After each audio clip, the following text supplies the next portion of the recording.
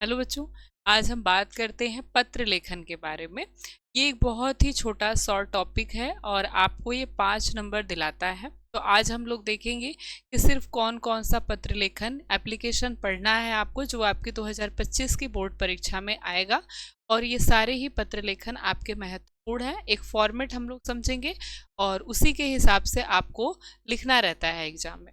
ठीक है, तो आज हम लोग इम्पॉर्टेंट महत्वपूर्ण पत्र लेखन देखेंगे, जो कि बोर्ड परीक्षा 2025 में लगभग पूरी उम्मीद है कि ये सारे ही पत्र लेखन आपसे पूछे जाएंगे। तो पहले एक बार हम लोग देख लेते हैं पत्र लेखन क्या है, एप्लीकेशन क्या है। तो आपको पता है आज हम लोग पत्र लेखन का प्रयोग अर्थात पत्र हम लोग अब बहुत कम लिखते हैं, या दैनिक जीवन में कह सकते हैं अनौपचारिक पत्र जो है वो बहुत कम हो गया, या समझिए नाम मात्र में हो गया है। अब केवल औपचारिक पत्र मात्र रह गया है, लेकिन फिर भी एग्जाम में आपसे अनौपचारिक और औपचारिक दोनों ही पत्र पूछा जाता है। पत्र एक तरह से हम कह सकते हैं कि जो भी हमारे अंदर की भावनाएं, हम अपनी भावनाओं को लिखित रूप से दूसरे व्यक्ति तक पहुंचाते हैं, जिससे हमारा कोई संबंध होता है। या फिर औपचारिक पत्र में हम अपने विचार को, अपने भावों को अभिव्यक्त करते हैं सामने वाले के लिए। ठीक है, तो उसे हम क्या कहते हैं, पत्र कहते हैं।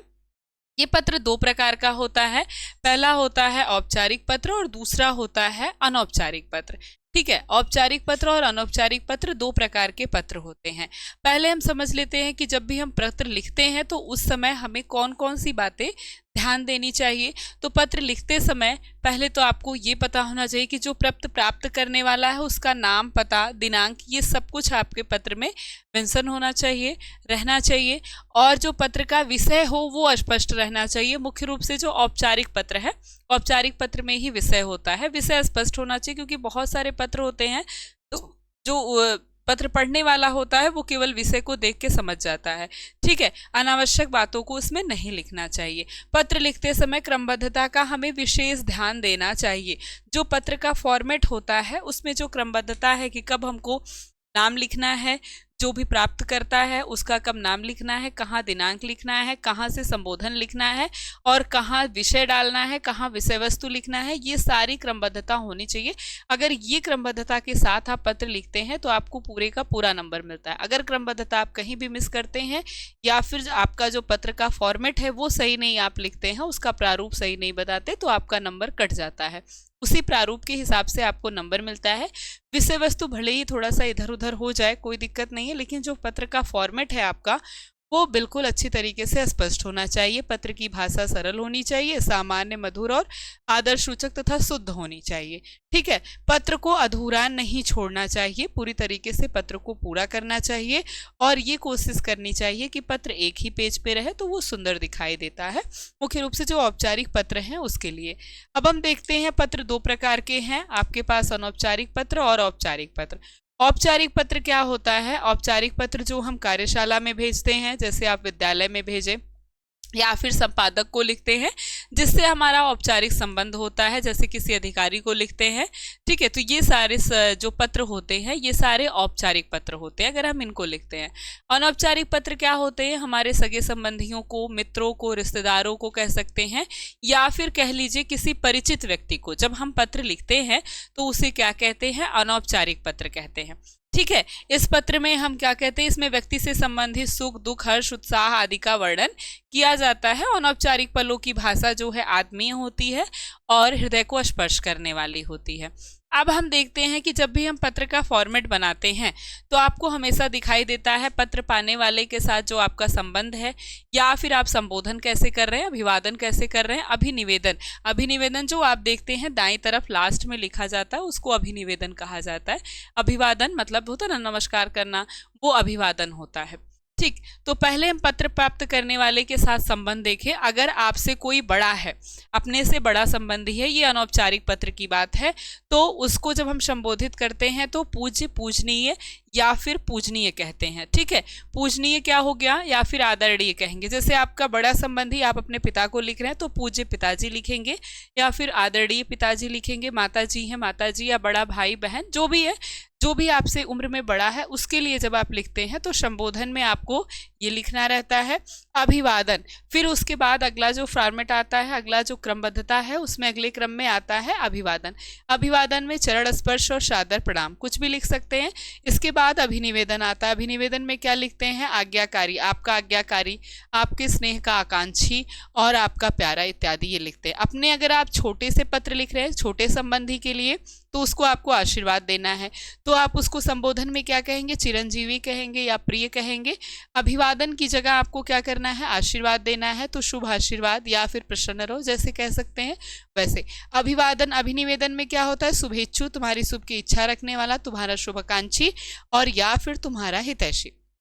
ठीक है। अब अगर आप किसी मित्र को या साथ पढ़ने वाले को, सहपाठी को आप पत्र लिख रहे हैं तो प्रिय लिख सकते हैं, प्रिय मित्र लिख सकते हैं, मित्रवर लिख सकते हैं, जो कुछ भी, या केवल नाम। अगर आपका सहपाठी है मतलब कोई आत्मीय संबंध नहीं है तो आप केवल नाम भी लिख सकते हैं। ठीक है। सप्रेम नमस्कार या फिर नमस्ते, जैसे भी आप उससे अभिवादन करते हो उस तरीके से आप लिख सकते हैं। और लास्ट में जो अभिनिवेदन है वो तुम्हारा सुहृदय, तुम्हारा मित्र इत्यादि आप लिख सकते हैं, उसके नीचे अपना नाम। ठीक है। अगर आप विदेशी पत्र मित्र को, किसी विदेशी मित्र को लिख रहे हैं तो भी आपकी बात वही है, प्रिय मित्र, नमस्ते और आपका, आपकी मित्र, कुछ भी। अगर आप किसी अपरिचित पुरुष को लिख रहे हैं, ठीक है, किसी अपरिचित पुरुष को लिख रहे हैं जैसे औपचारिक पत्र में हो गया, तब आप वहां पर महाशय लिखेंगे, श्रीमान लिखेंगे, महोदय लिखेंगे। अभिवादन नहीं भी है तो भी कोई बात नहीं, नमस्ते या नमस्कार आप अभिवादन में लिख सकते हैं। अभिनिवेदन में भवदीय लिख सकते हैं या फिर हितैषी, तुम्हारा हितैषी, आपका हितैषी लिखेंगे। ठीक है। तो ये है आपका प्रारूप। जब आपको पत्र लिखना हो तो संबोधन और अभिवादन, अभिनिवेदन कैसे लिखना है, किसके साथ, ये आपको पता होना चाहिए, याद होना चाहिए। अब हम देखते हैं आगे पत्र का जो है प्रारूप वो कैसा है। जैसे आपके पास पहला पत्र दिया गया है कि अपने प्रधानाचार्य के अभिवेदन पत्र लिख करके, अभिवादन पत्र लिख करके अपना मासिक शुल्क कम करने या फिर कह सकते हैं फीस माफ करने के लिए प्रार्थना पत्र लिखिए। ठीक है। प्रार्थना पत्र कीजिए, प्रार्थना कीजिए। तो प्रधानाचार्य को क्या लिखना है? आवेदन पत्र लिखना है, जिसमें क्या बताना है, जिसकी विषय वस्तु क्या है या विषय क्या है, शुल्क की माफी या फीस की माफी। ठीक है। इतना ही आपको दिया जाता है टॉपिक। अब आपको पहले क्या लिखना होगा? देखिए, पहले आपको क्या लिखना है? सेवा में हम क्या कर रहे हैं? संबोधन कर रहे हैं। सेवा में संबोधन किसको करना है? कोई अपरिचित पुरुष है तो वहां पर महोदय हो जाएगा, और वो अपरिचित पुरुष कौन है? प्रधानाचार्य है। तो क्या लिखेंगे? प्रधानाचार्य महोदय। फिर जो भी स्कूल का एड्रेस है उसको लिखेंगे। ठीक है। स्कूल का एड्रेस हो जाएगा। फिर हम डालेंगे विषय। विषय में आपके पास क्या दिया है? मासिक शुल्क माफ करने के लिए प्रार्थना पत्र। ठीक है। तो विषय में वही डालेंगे, मासिक शुल्क कम करने के लिए या माफ करने के लिए प्रार्थना पत्र। ठीक। अब इसके बाद आगे हम फिर संबोधित करेंगे, आगे अपनी विषय वस्तु लिखेंगे। विषय वस्तु में फिर से हम संबोधित करते हुए क्या लिखेंगे? श्रीमान, सविनय निवेदन यह है कि मैं 12वीं का विद्यार्थी हूँ। मैं एक बहुत ही, अब आपको क्या करना है? फीस माफ करना है, मतलब आपके पास पैसे नहीं है, पैसे कम है। मैं एक निर्धन परिवार से संबंध रखता हूँ। मेरे पिताजी की कपड़े की एक बहुत छोटी सी दुकान है, जिससे इतनी आमदनी नहीं हो पाती कि जो परिवार का पूरा भरण पोषण सुचारू रूप से हो सके, और मेरे पिताजी मेरी पढ़ाई लिखाई का बोझ उठाने में असमर्थ हैं। ठीक है। असमर्थ है, इसीलिए तो फीस माफी करानी है। इसके बाद क्या लिखेंगे? अगली लाइन चेंज करेंगे। हमने कारण बता दिया कि किस वजह से हम फीस माफ कर रहे हैं, माफ करवाना चाहते हैं। अब आगे क्या लिखेंगे कि हमको क्या करना है? मैं आपसे क्या करता हूँ? प्रार्थना करता हूँ, या मैं आपसे प्रार्थना करता हूँ कि मेरा जो मासिक शुल्क है उसको माफ करने की कृपा करें, जिससे मैं अपनी पढ़ाई जारी रख सकूं। आपको मैं पूर्ण विश्वास दिलाता हूं कि मैं आचरण और पठन पाठन में आपको किसी भी शिकायत का मौका नहीं दूंगा। ये भी बताना जरूरी है, क्योंकि जब तक छात्र अच्छा पढ़ेगा नहीं तब तक उसकी शुल्क माफी नहीं होगी। या जब भी आप देखते हैं कि शुल्क माफी कब होती है? जब कोई पढ़ने में बहुत अच्छा होता है तब। और दूसरा, ये निर्धन परिवार से है इसलिए। ठीक है। अब उसके बाद क्या लिखेंगे? धन्यवाद लिखेंगे, दिनांक डालेंगे, और इधर आपका आज्ञाकारी शिष्य या फिर आपका स्नेह, फिर इसका नाम हो गया, आपका कक्षा हो गया, काम खत्म हो गया। नाम अपना सही नाम नहीं लिखेंगे, कुछ भी नाम लिखेंगे। दिनांक भी आप इधर उधर से कुछ भी डाल लीजिए, बस आपके पास फॉर्मेट होना चाहिए। फॉर्मेट आपको अच्छे से पता होना चाहिए। और जब एग्जामिनर देखता है फॉर्मेट कि आपने यहाँ से छोड़ के ऐसे लिखा है या फिर आपने अलग लाइन में चेंज किया है, आपकी जो लाइन है वो सही है, आपका ये सब सही है, तो वो बहुत ज़्यादा विषय वस्तु को पढ़ता नहीं है, बस उसी फॉर्मेट को देख के वो आपको नंबर दे देता है। तो आपको अच्छे से 5 में 5 नंबर तो मिल ही जाएंगे। अगर विषय वस्तु आपको आता ही है, उसमें कोई दिक्कत नहीं है विषय वस्तु बनाने में, लेकिन फॉर्मेट का आपको अच्छे से ध्यान रखना है, फॉर्मेट में गड़बड़ी नहीं करनी है। जैसे आपके पास अगला पत्र क्या दिया गया है कि अपने क्षेत्र में बिजली संकट से उत्पन्न कठिनाइयों का वर्णन करते हुए किसी दैनिक पत्र के संपादक को क्या करिए, पत्र लिखिए। ठीक है, अपने क्षेत्र में बिजली संकट से उत्पन्न कठिनाइयों का वर्णन करते हुए क्या करना है, किसी दैनिक पत्र के संपादक को आपको पत्र लिखना है।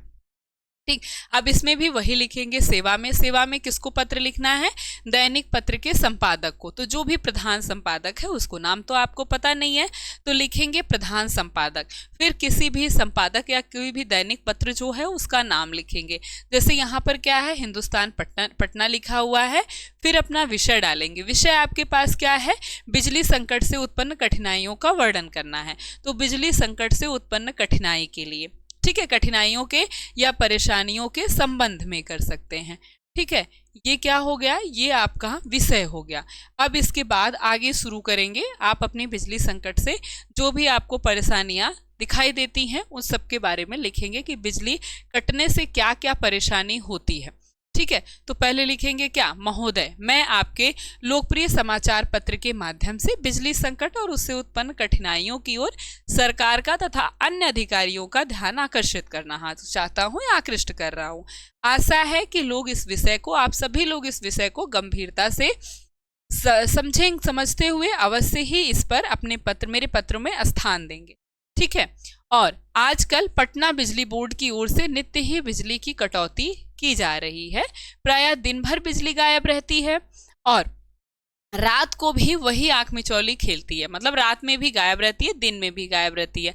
आजकल गर्मी के दिन है, बिजली के कारण सारा जनजीवन संकटग्रस्त हो जाता है। नगर का सारा औद्योगिक क्षेत्र ठप पड़ा है। नित्य ही मजदूरी पर आश्रित हजारों मजदूरों की रोजी मारी जाती है। ठीक है, तो ये एक कारण हो गया और उन्हें भूखे रहने को विवश पड़ना पड़ता है। छापा खाना बंद हो गया। ठीक है, आज का जो छापा खाना है, फोटोग्राफी आदि कई आवश्यक व्यापार सेवाएं जो ऐसी हैं, ये सब पूर्णतः बिजली पर आधारित है। अस्पताल में तड़पते हुए रोगियों की दशा चिंतनीय है। वहाँ भी गर्मी की वजह से या वहाँ भी बहुत सारे काम बिजली पर आधारित है। रात के अंधेरे के कारण अनेकानेक दुर्घटनाएं होती हैं। विद्यार्थी पढ़ नहीं पाते हैं। छात्रों के भविष्य पर इसका बहुत बुरा प्रभाव पड़ता है। अतः क्या करना है, अतः बिजली बोर्ड के अधिकारियों से मेरा आग्रह है कि वे और अधिक बिजली का उत्पादन करें ताकि जनजीवन अस्त व्यस्त ना हो। धन्यवाद, या फिर धन्यवाद सही, वैसे धन्यवाद लिख दीजिए। फिर यहाँ पर दिनांक डालेंगे। इधर क्या लिखेंगे, भवदी लिखेंगे, अपना नाम लिखेंगे, एड्रेस लिखेंगे। ठीक है, नाम आपको किसी का भी लिखना है, दिनांक भी कोई भी डालना है, एड्रेस भी कोई भी डालना है, और उधर भी एड्रेस, जो भी संपादक का भी एड्रेस, किसी भी पत्र का नाम लिखिए, कुछ भी लिखिए। ये आपके पास बस फॉर्मेट है, इसको 2-4 बार देखिए, फिर यही टॉपिक आए तो आपको ऐसे ही लिखना है। और बेसिकली ऐसे ही टॉपिक आपको एग्जाम में देखे जा सकते हैं। जैसे बिजली संकट है, हो सकता है सफाई पे पूछ ले आपसे, उसके लिए भी आपको तैयार रहना है। तो सफाई पे बस थोड़ा सा चेंज हो जाएगा। ठीक है, अगला जैसे आपके पास क्या दिया है, समाचार पत्र के संपादक को पत्र लिखकर अपने मोहल्ले में लाउड स्पीकरों के शोर से उत्पन्न कष्ट का वर्णन कीजिए। कि जो मोहल्ले में लाउड स्पीकर लगा हुआ है उससे जो उत्पन्न शोर है, इससे आपको क्या दिक्कत होती है, उससे उत्पन्न कष्ट का वर्णन करना है। फिर यहाँ पर वही लिखेंगे सेवा में प्रधान संपादक, संपादक को लिखना है। ठीक है, तो प्रधान संपादक किसी भी न्यूज़पेपर का नाम लिखेंगे, हिंदुस्तान पटना, फिर आगे अपनी बात को कहेंगे। देखिए विषय यहाँ पर छूट गया है, आपको यहाँ पर विषय लिख लेना है। विषय क्या है कि पत्र लिखकर मोहल्ले में लाउड स्पीकरों से उत्पन्न शोर के संबंध में। ठीक है,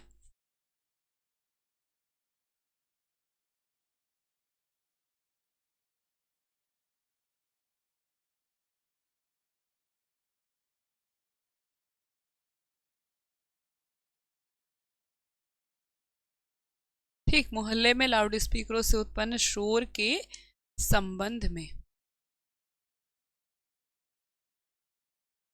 ठीक, तो श्रीमान, आपके प्रतिष्ठित दैनिक पत्र के माध्यम से मैं मोहल्ले में लाउड स्पीकरों के शोर का वर्णन करना चाहता हूँ। कृपया लोकवाणी शीर्षक स्तंभ में प्रकाशित कर इसे क्या करें, अनुग्रहित करें।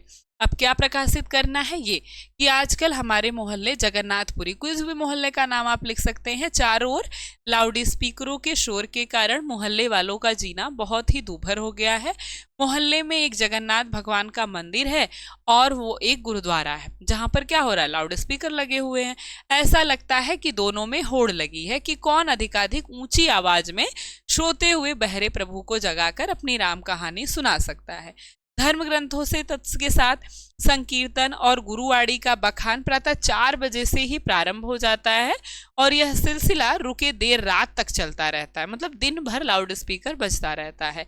यह शोर इतना तीखा और तेज है कि घर में कामकाज में भी बाधा पड़ती है तथा पढ़ने वाले बच्चों को भी कठिनाई का केवल अनुमान ही लगाया जा सकता है। आपके पत्र के माध्यम से मैं लोगों तक अपनी तथा मोहल्ले की व्यथा पहुंचाना चाहता हूं, जिनके कानों पर अनेक बार कहने के बावजूद भी जूं तक नहीं रेंगती है तथा जिनको अब स्वयं जाकर कहना आत्मसम्मान के विरुद्ध लगता है। मतलब जो लोग भी लाउड स्पीकर चलाते हैं, अब उनको मैं जाकर कह नहीं पा रहा हूँ, मतलब उनके कानों पर जूं नहीं रेंगती है, वो हमारी बात नहीं सुनते हैं और उनको कहना अब क्या हो गया, हमारे आत्मसम्मान के विरुद्ध लगने लगा है हमें। ठीक है, अतः आपसे निवेदन है कि मतलब इस प्रक्रिया को या इस पर कोई कार्यवाही करके लाउड स्पीकर को बंद कराएं। धन्यवाद। और इसके बाद क्या डालेंगे, यहाँ पर दिनांक डालेंगे, इधर धन्यवाद डालेंगे, इधर दिनांक डालेंगे और इधर भवदी और इधर नाम हो गया आपका, जो भी मोहल्ला है, जो भी नगर है, उसको लिखेंगे। तो बिल्कुल इसी तरीके से आपको फॉर्मेट में लिखना है और लगभग यही पूछे जाते हैं आपको एग्जाम में। बहुत होता है सफाई के लिए पूछ सकता है, उसको आप एक बार देख लीजिएगा। बिल्कुल फॉर्मेट यही है और इसी तरीके से आपको एग्जाम में दिया जाता है लिखने के लिए। बस अगर आप फॉर्मेट और प्रारूप सही मतलब लिखते हैं पूरे अच्छे तरीके से, कब आपको कहाँ क्या लिखना है ये आपको पता है, तो आपको 5 में 5 नंबर मिलेगा। विषय वस्तु अगर थोड़ा सा इधर उधर भी हो जाता है तो कोई बात नहीं, लेकिन फॉर्मेट आपका सही होना चाहिए। कहाँ सेवा में लिखना है, कहाँ दिनांक डालना है, कहाँ भवदी लिखना है, ठीक है, ये उल्टा सीधा नहीं होना चाहिए। और किसके लिए आप लिख रहे हैं उस बात का ध्यान रख के आपको इन सब चीज़ों को लिखना रहता है। ठीक है, तो बिल्कुल इसी तरीके से आपको एग्जाम में पत्र लिखना है और अगर ऐसा आप लिख के लाते हैं तो आपको 5 के 5 नंबर पूरे मिल जाएंगे।